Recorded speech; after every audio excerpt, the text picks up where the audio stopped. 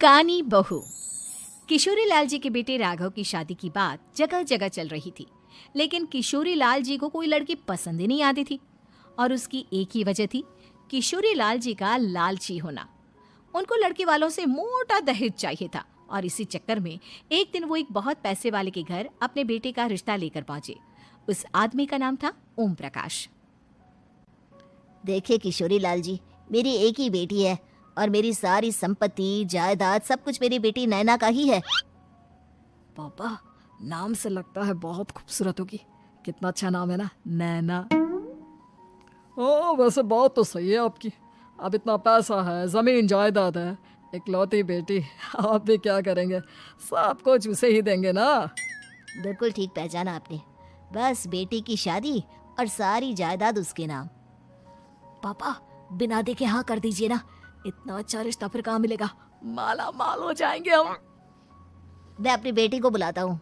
अरे नहीं नहीं नहीं नहीं, आपकी बेटी का नाम नैना है, सुनकर ही लगता है बहुत सुंदर होगी। रहने दीजिए अंकल, मैं तो आपकी बेटी के नाम से ही इतना खुश हो गया हूँ कि उसे बिना देखे शादी करने को तैयार हूँ। अब तो मैं उसका चेहरा सीधे शादी के बाद ही देखूंगा। और इस तरह राघव नैना का चेहरा नहीं देखता और उससे शादी कर लेता है। शादी के बाद अपनी सुहाग रात पर जब राघव नैना का घूंघट उठाकर देखता है तो नैना की आंखें बंद थी। कितनी खूबसूरत हो तुम नैना, जरा अपनी आंखें खोलकर मेरी तरफ देखो तो सही। नहीं, मुझे शर्म आती है। अरे, मैंने तुम्हें शादी से पहले भी नहीं देखा, और अब अगर तुम आंखें खोलकर मुझे देखोगी भी नहीं तो मुझे अच्छा कैसे लगेगा? इससे पहले कि नैना अपनी आंखें खोलकर राघव की तरफ देखती, अचानक से लाइट चली गई और राघव नैना को पूरी तरह से देख भी नहीं पाया। अगली सुबह नैना राघव के लिए नाश्ता बनाकर लेकर आई। अरे ये क्या, आधा पराठा सेका हुआ है और आधा बिल्कुल कच्चा। ये तुमने क्या किया नैना? बहू, तुमने क्या आधा पराठा तवे से नीचे लटका कर रखा था, जो आधा सिका है और आधा कच्चा? मुझे जितना दिखेगा उतना ही तो सीखूंगी ना पापा जी। जहाँ जहाँ मुझे नजर आ रहा था वहाँ मैंने सीख लिया, जहाँ जहाँ नहीं दिखा वहाँ कच्चा रह गया होगा। इसका क्या मतलब है? ये कैसा मजाक कर रही है तुम? अरे बहू, तुमने इतना लंबा घूंघट क्यों लगाया हुआ है? देखो, हमारे घर में बहुओं को बेटी की तरह रखा जाता है, और फिर तुम तो इतना सारा माल लेकर आई हो। देखो, ये घूंघट डालकर रखने की कोई ज़रूरत नहीं है। हाँ नैना, पापा जी ठीक कह रहे हैं, तुम तो आराम से रहो, अपना ही घर समझो। नैना अचानक से अपना घूंघट उठा लेती है। अरे ये क्या पापा, नैना की तो एक आंख फूटी हुई है। नाम से नैना, लेकिन ये तो कानी बहू निकली। मेरे साथ धोखा हुआ है, धोखा। बिना दिखाए अपनी कानी लड़की मेरे संग ब्याह दी। मुझे कानी बीवी नहीं चाहिए। मुझे अभी ओम प्रकाश जी से बात करनी पड़ेगी। आखिर उन्होंने मेरे साथ ऐसा किया क्यों? अरे, आप लोगों ने ही तो पापा से कहा था कि आप लोग शादी से पहले मुझे देखना नहीं चाहते। अब मेरे पापा पर क्यों इल्जाम लगा रहे हैं? अरे लेकिन उन्हें बताना तो चाहिए था ना कि तुम कानी हो, एक आंख से तुम्हें दिखाई नहीं देता। किशोरी लाल और राघव नाराज होकर ओम प्रकाश को अपने घर बुलाते हैं। पापा जी, ये आपने क्या किया? शादी से पहले बताया क्यों नहीं कि नैना की आंखों में परेशानी है? अरे, आप ही ने तो लड़की देखने से मना कर दिया था। और लेकिन आप बता तो सकते थे।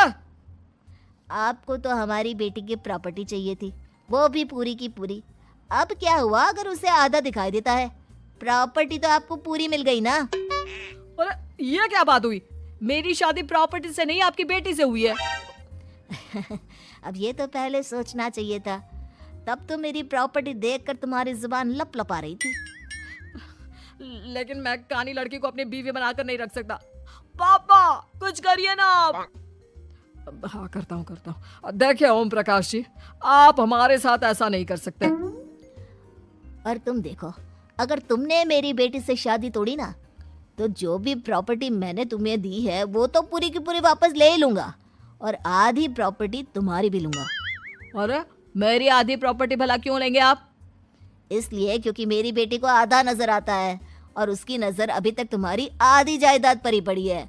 अब तुम उसे घर से निकालोगे तो कुछ तो लेकर जाएगी ना। और अगर हम आपकी बेटी को अपने घर की बहू बनाकर रखे तो?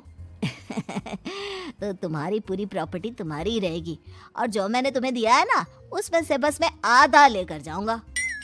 अरे लेकिन अब आप अपनी दी हुई प्रॉपर्टी में से आधी वापस क्यों लेकर जाएंगे? अगर मैं आपकी बेटी को अपनी पत्नी बनाकर रखने को तैयार हूं तो। इसलिए ताकि भविष्य में अगर तुम मेरी बेटी को धोखा दो तो उसके पास कुछ तो रहे जो पति का हो। वैसे मेरे पास तो बहुत कुछ है, लेकिन अपने पति की कोई निशानी तो उसके पास होनी चाहिए ना। अब अगर तुमने मेरी बेटी को कहानी कहा तो तुम्हें प्रॉपर्टी भी कहानी ही मिलेगी, पूरी नहीं। जमाए राजा। किशोरी लाल और राघव समझ चुके थे कि वो बुरी तरह फंस चुके हैं और अब उनके पास वहां से निकलने का कोई चारा नहीं है। अब समझ में आया ना, लालच बुरी बला होती है। एक तो तुम्हें प्रॉपर्टी मिली, ऊपर से बीवी मिली, उसमें तुम्हें नखरे भी दिखाने हैं। आए बड़े, चुपचाप बैठो दोनों। कुछ दिनों के बाद नैना राघव की कार लेकर बाजार घूमने निकलती है और जब कार लेकर वापस आती है, ये क्या, एक तरफ से मेरी गाड़ी पूरी खराब हो चुकी है। लगता है तुमने मेरी गाड़ी को किसी दूसरी गाड़ी के साथ एक्सीडेंट किया है। अरे अरे कितना बड़ा नुकसान कर दिया तुमने बहू। वो क्या है ना पापा जी, मुझे एक आंख से दिखाई नहीं दे रहा था, सामने से गाड़ी आ रही थी। मुझे तो सिर्फ आधा ही दिखाई दिया और वो गाड़ी मेरी कार से रगड़ते हुए निकल गई। अब मैं क्या करूं बताओ? आप इसे ठीक कराने के पैसे कौन देगा? तुम्हारे पापा। तुमने मुझसे इस तरह से बात की? अभी रुको। नैना राघव की शिकायत ओम प्रकाश को कर देती है। देखो राघव, अब जो मेरी आधी प्रॉपर्टी तुम्हारे पास थी ना उसमें से आधी और मैं लेकर जाऊंगा, क्योंकि तुमने मेरी बेटी को डांटा। अरे नहीं नहीं पापा जी, गलती हो गई, माफ कर दो। गलती की तो कोई गुंजाइश ही नहीं। अगली बार मेरी बेटी को डांटा तो बची हुई आधी में से आधी और ले जाऊंगा। लालच के चक्कर में हम दोनों ने बहुत बड़ी गलती कर दी बेटा। एक तो तुम्हें कानी बहू मिली और ऊपर से जो माल मिला वो भी काना। इस तरह राघव की हर एक गलती पर ओम प्रकाश उसकी प्रॉपर्टी का आधा आधा हिस्सा लेकर अपना सारा माल वापस ले गया और राघव को कानी बीवी से काम चलाना पड़ा। भाई लालच वाकई में बुरी बला है।